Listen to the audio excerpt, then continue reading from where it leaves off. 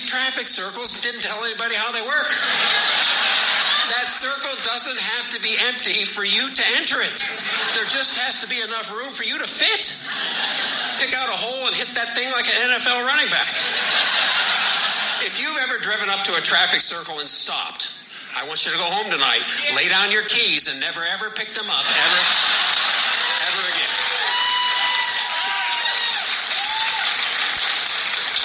I told you, I'm always speeding. I'm 15 over when I'm early. I don't know what it is. I just think if gamblers could attribute their problem to a disease, I should be able to plead the same thing, don't you? Please, Your Honor, don't find me. I'm just going to speed again. I need treatment. You ever been on a two-lane highway, seen an RV, 10 or 12 cars stacked up behind it? Nobody can pass. One guy, some psycho guy, goes nuts.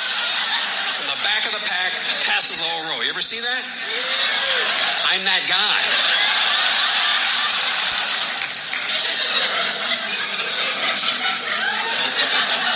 Nobody else has any guts. I'll do it. See you suckers later.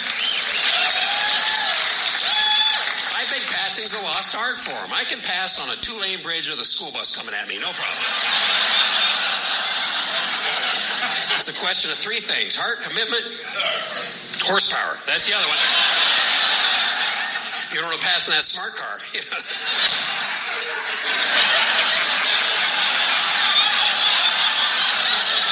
I don't feel very smart right now.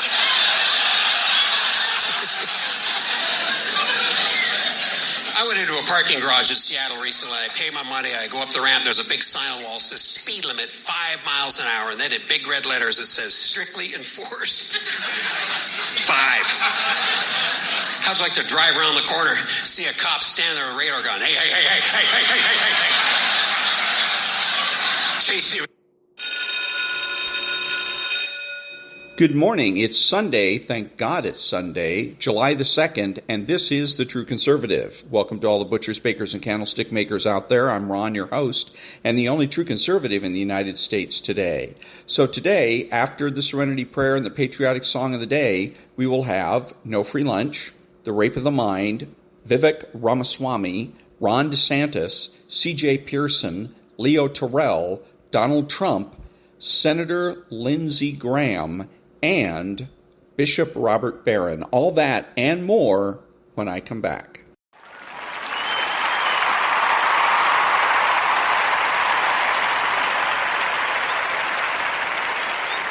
God grant me the serenity to accept the things I cannot change, the courage to change the things I can, and the wisdom to know the difference. Amen.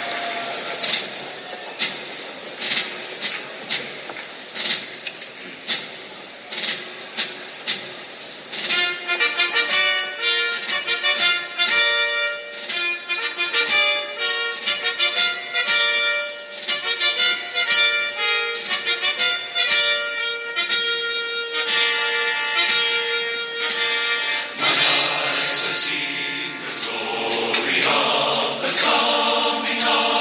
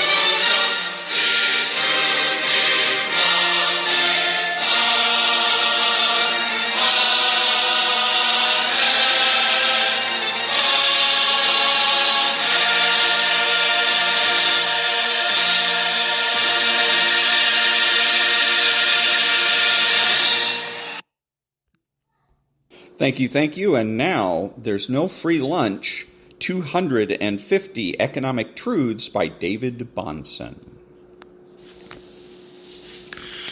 I would criticize Keynes as having an empty anthropology altogether. Flawed anthropologies lead to flawed economic policy, and you can see this flawed anthropology today in the Fed's dual mandate of full employment and price stability. This isn't economics as deep moral theory anymore. This is economics as a video game. How can we tinker with the federal funds rate in order to manipulate the scoreboard with all the macroeconomic variables on it to get the outcomes that we like and that make us look good? When we forget about the individuals who are trying to make plans. And sometimes those top-down policy actions frustrate the individual decision-making that happens at the more personal level. Victor Clark. You will notice that he takes on a lot of topics here. The anthropology of Keynesianism, the lack of wisdom in the dual mandate of the Fed, attempts to top-down control the economy, etc. But ultimately, everything comes down to one thing here: the impediments to human action that stem from top-down interventionism. And I do not merely mean impediments to efficiency, logistical impediments, and neither does Clark. Above all else, policy actions that frustrate human action take grave risk in impeding the cause of human flourishing. And that was There's No Free Lunch by David-Bahnsen. Back in a minute.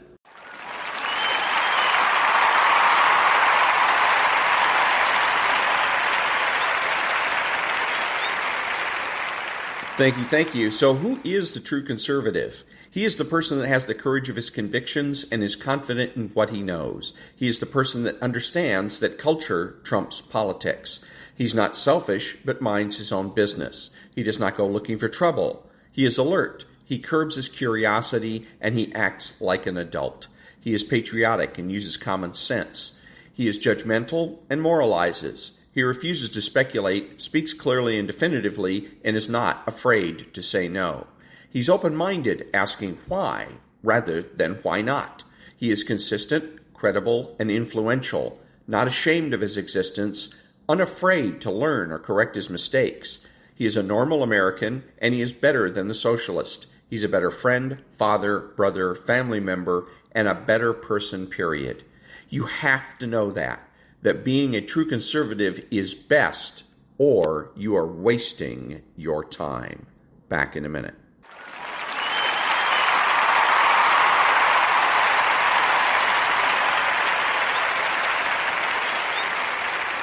Thank you. What are the true conservative suggested federal political priorities? Number 1, recognize that the government has no rights. 2, defund Planned Parenthood. 3, replace the Affordable Care Act. 4, institute zero-based budgeting. 5. Prohibit collective bargaining for all public employees. 6. Assign criminal and civil liabilities to all government regulators. 7. Immediately repeal the Patriot Act. 8. Immediately repeal all emergency dictator laws. 9. Reinstate writs of outlawry. 10. Use taxpayer funds to sponsor recalls, ballot initiatives, and referendums. 11. Create a flexible minimum wage. 12. Means test health care. 13. Immediately and permanently prohibit investment banking by any office holder. And 14. Make nuclear, chemical, and biological weapons obsolete. Back in a minute.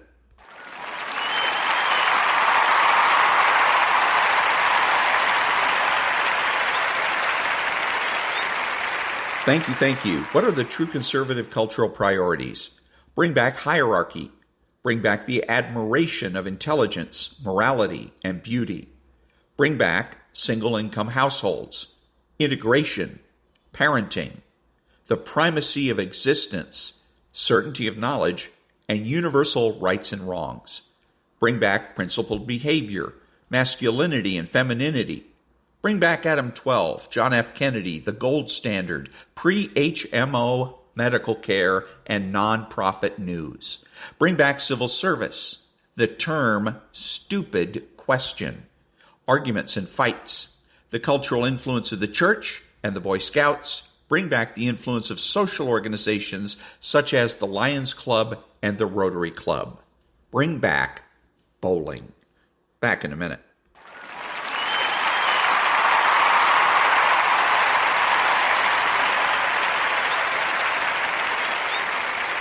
Thank you. And now a tweet from Vivek Ramaswamy, and it reads, "The American bargain is that, for better or worse, we settle our political disputes through free speech and open debate.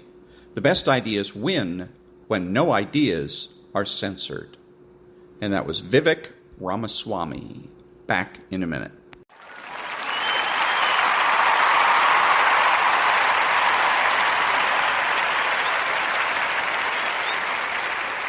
Thank you. And now, Governor Ron DeSantis about DEI in Florida. So this bill says the whole experiment with DEI is coming to an end in the state of Florida. We are eliminating the DEI programs. We are going to treat people as individuals. We're not going to treat people as members of groups. DEI is better viewed as standing for discrimination, exclusion, and indoctrination. And that has no place in our public institutions.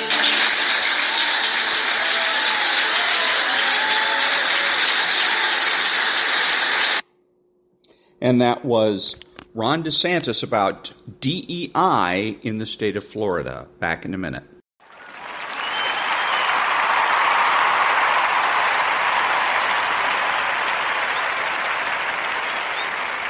Thank you. And now, the rape of the mind. The future age of psychology. Let me repeat what I said at the very beginning of this book. The modern techniques of brainwashing and menticide, those perversions of psychology, can bring almost any man into submission and surrender.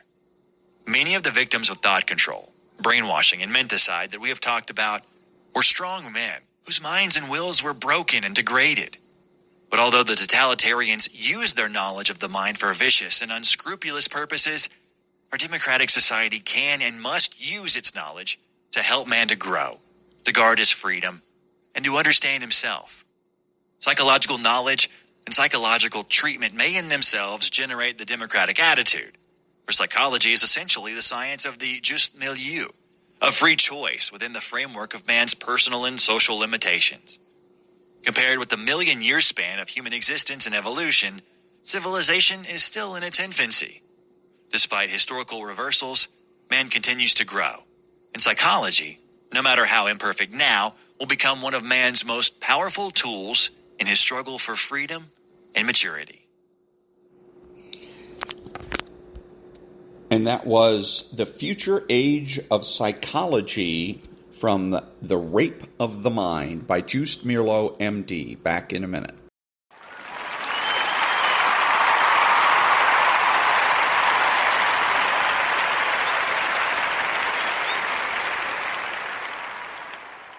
Thank you. And this is a tweet from an account called cj-pearson.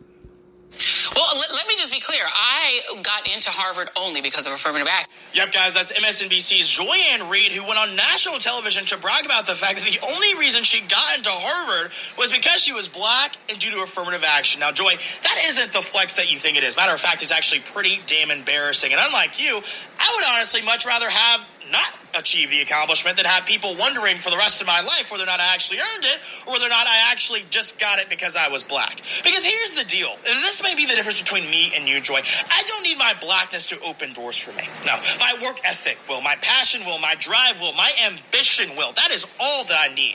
And the idea that black people need affirmative action just to be as good as the white man is a racist idea within itself. Wasn't the entire goal of our society was to live in a time in which the content of one's character would mean more than the color of their skin? Wasn't that someone's dream once upon a time? So why are you against that dream, Joy? Make that make sense. And that was, again, a Twitter account by cj-pearson. Back in a minute.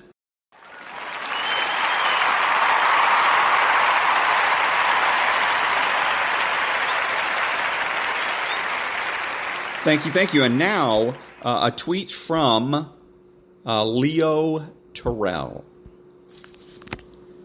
Happy birthday, America. Leo 2.0 here. I am a big Trump supporter. I am voting for President Trump, and he's going to win the White House. But Trump supporters are very loyal, and we have to watch out for rhinos.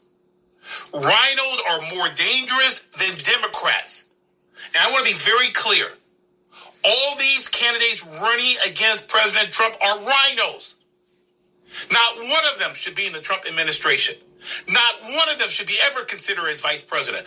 President Trump, you know I'm on your team. But we cannot allow rhinos to hurt your next administration. Rhinos are dangerous. God bless America. God. And that was, as he likes to refer to himself, Leo 2.0, otherwise known as Leo Terrell. Back in a minute.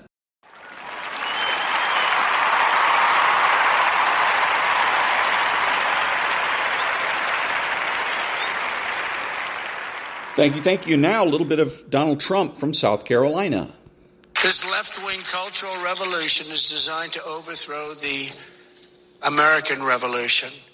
They want to demolish the legacy of America's founding in 1776 and its place. They want to force their sick creed of woke communism on every American man, woman, and child. You see it every day. But the people in this room will never let them do it.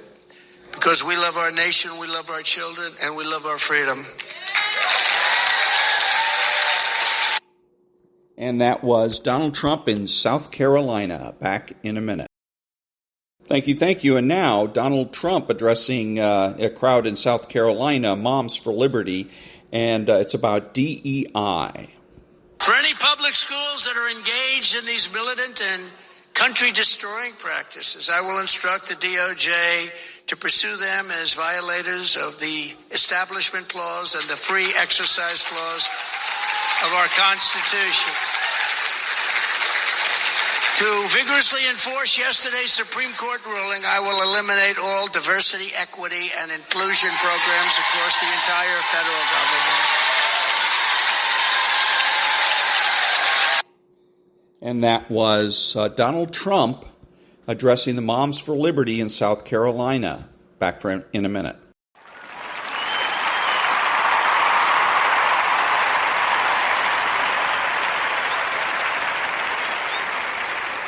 Thank you. And now, at the Donald Trump rally in South Carolina, Lindsey Graham, who is the senator from South Carolina, gets booed.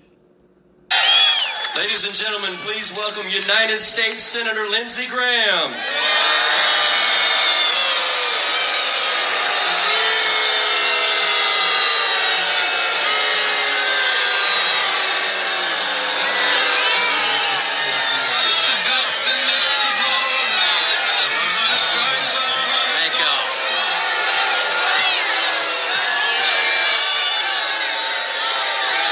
Welcome to Pickens. Thank y'all for for coming. Thank you very much. Thank you. Thank you all. Thank you all for coming. Thank you very, very much. Thank you. Thank you. Thanks a bunch. Well, you want to find something in common?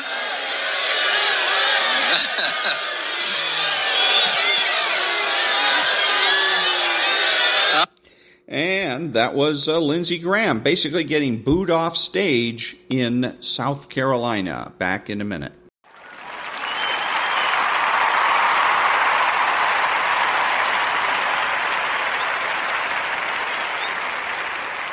Thank you. And now, Bishop Robert Barron. Peace be with you. You know, friends, something that I find really puzzling. Whenever people say, Christianity, ordinary, old-fashioned, everyday old Christianity. The one thing Christianity is not is run-of-the-mill or ordinary. In fact, I'm going to go out on a limb and say something here. There is no religious figure anywhere in the religions or philosophies of the world, none, who is stranger and more demanding, more relentless, and more unnerving than Jesus. I'll say that again. There is no guru, teacher, founder, nobody who's as strange and relentless as Jesus. And therefore, the religion attached to Jesus is the strangest of them all. Now, I'm going to put Exhibit A to you today, and it's from our gospel, Matthew chapter 10. Jesus says to his apostles, listen, whoever loves father or mother more than me is not worthy of me. Whoever loves son or daughter more than me is not worthy of me. Okay, let me get this straight. So the most intense loves that we have, the love of a child for parents, the love for your mother, your father, or turn around, the love of a parent for a child, maybe that's even more intense. The connection that a father will feel for a daughter or her son, the mother's intensity of love for her children, having, mind you, both a kind of internal quality and an external obligation. I mean, a parent would say, well, this is the most important obligation of my life. I've known lots of people my own generation who became parents, and I knew them when they were, goofball teenagers and all that, and then they become parents, and something happens. I mean, once that child arrives, they are different because now that child is everything to me. I'll give my life to protect that child. Think of a little kid and their love for their parents, the intensity of that connection. Think of the external obligation in that sense, going from child to parent, when the parent gets old and infirm and needy, and the children feel this extraordinary obligation to care for their parents. Jesus is on purpose here summoning the most powerful affect that we have in us. But then listen to him. Whoever loves father or mother more than me is not worthy of me. Whoever loves son or daughter, think of a young father just had a child, and those feelings of passionate connection. I'll die for you. That feeling that the father has for a child. Whoever loves son or daughter more than me is not worthy of me. Now, I submit to you, everybody, the Buddha would not say this. He wouldn't. The Buddha has a teaching for us, and he'd say, here's the Eightfold Path, and I followed it and found happiness, and you can too. Muhammad wouldn't say this. No, he'd say, I received this revelation from the angel, and I wrote it down. It's the Quran. He wouldn't say this. Moses wouldn't say this. Confucius wouldn't say this. Aristotle wouldn't say it. Plato wouldn't say it. I don't know anybody in the philosophical or religious tradition who would say such a strange thing. But Jesus says it.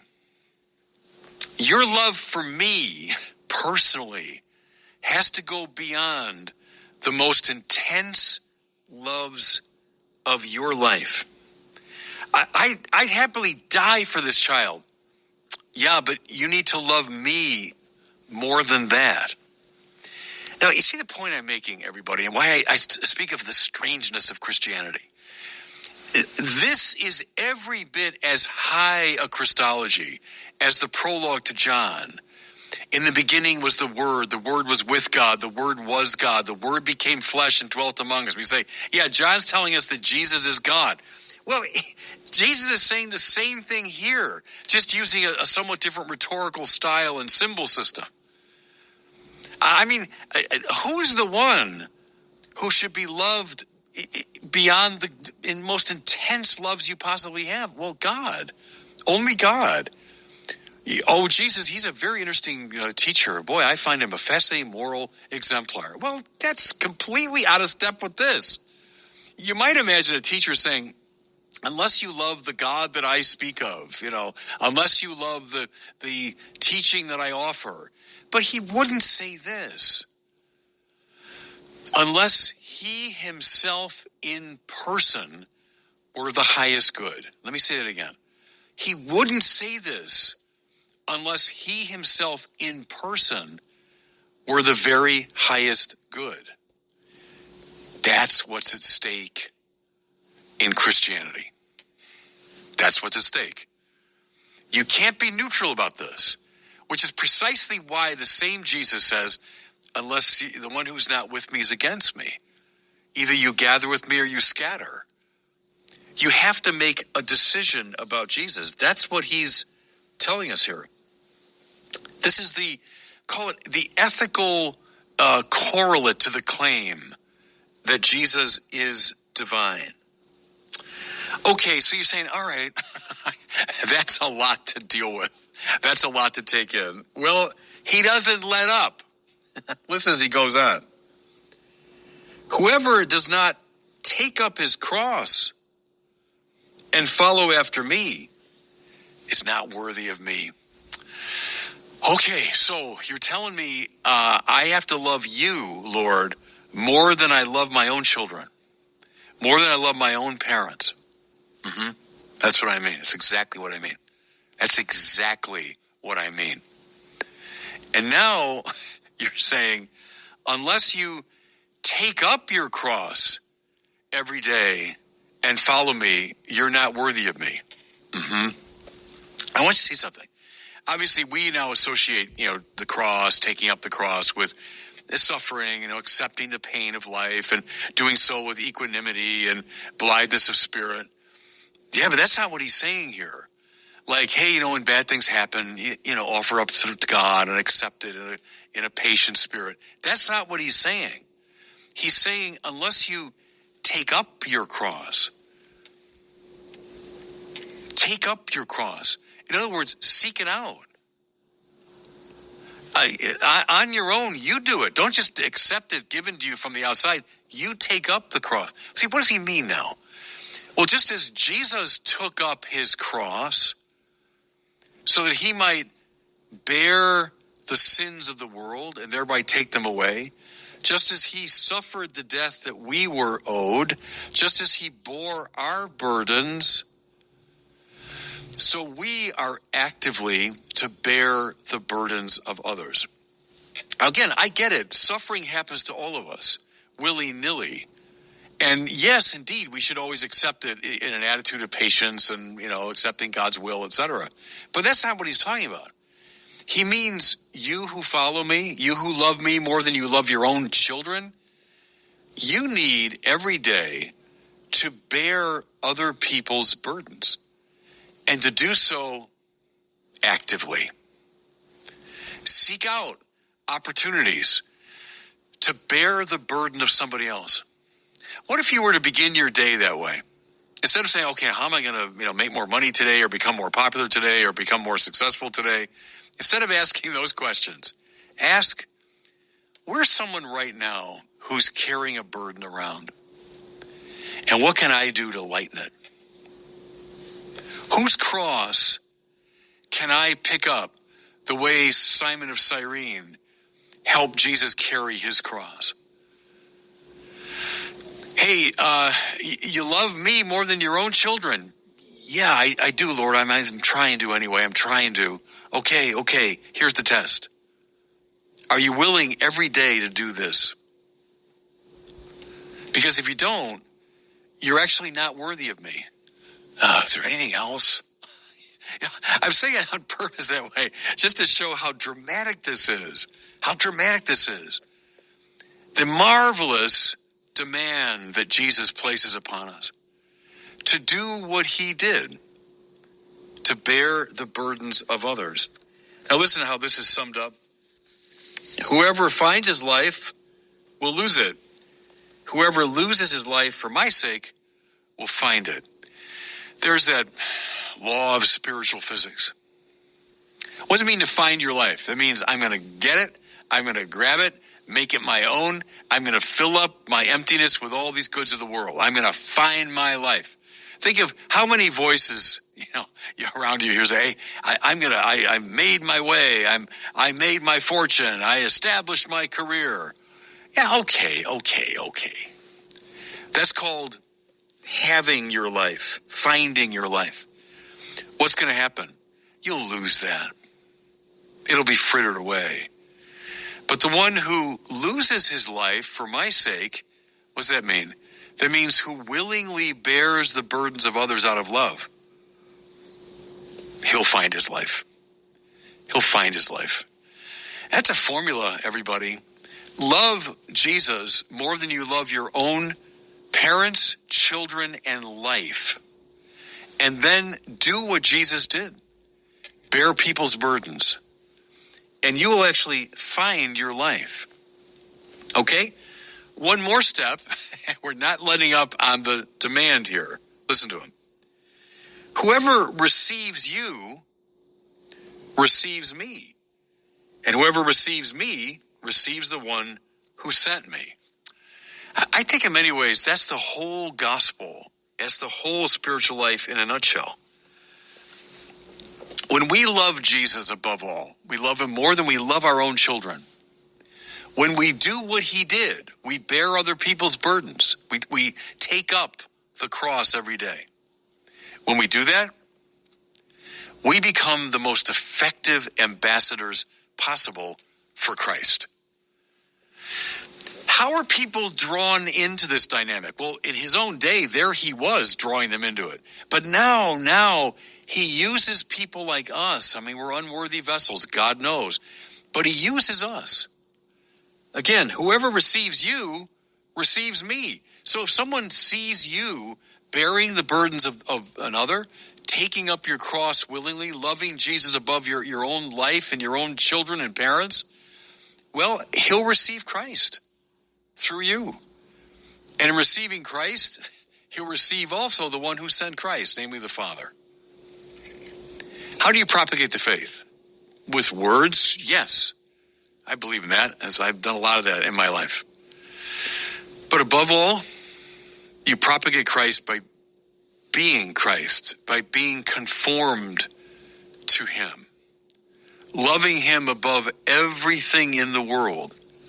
And you become thereby an icon of Christ, an ambassador of Christ, and you draw people into the divine love.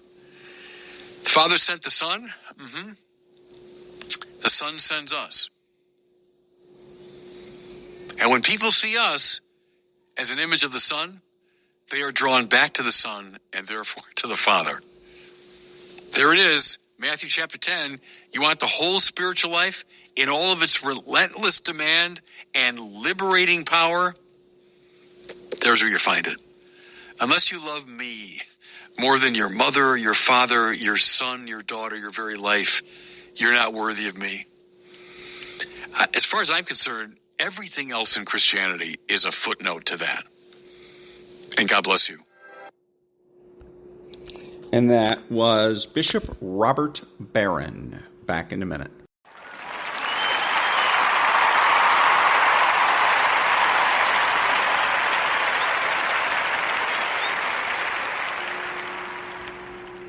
Lord Rush Limbaugh's on by the Rush Hawkins Singers is exactly what's called for.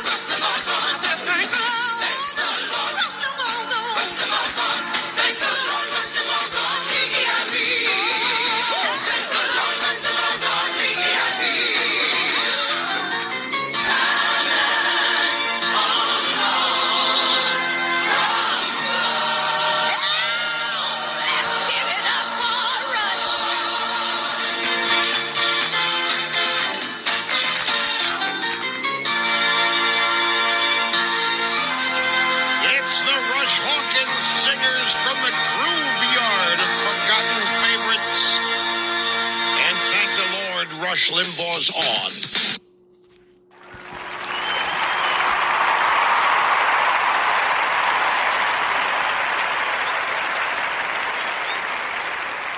Thank you. I'm Ron, your host, and the only true conservative in the United States today, bidding adios to all of the butchers, bakers, and candlestick makers out there.